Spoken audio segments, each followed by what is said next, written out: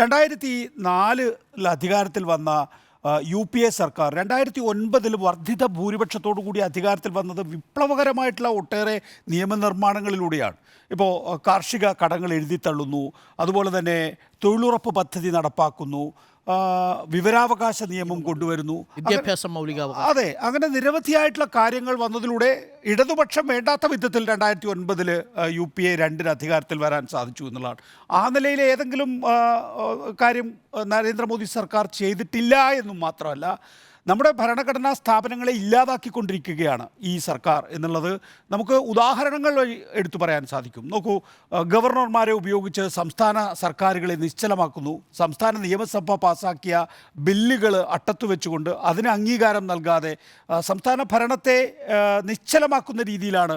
വീട്ടിലിരുന്നു കൊണ്ട് പേഴ്സണൽ ട്രെയിനറുടെ സഹായത്തോടെ വാട്സ്ആപ്പ് വഴി ഇംഗ്ലീഷ് പഠിക്കാം. English cafe.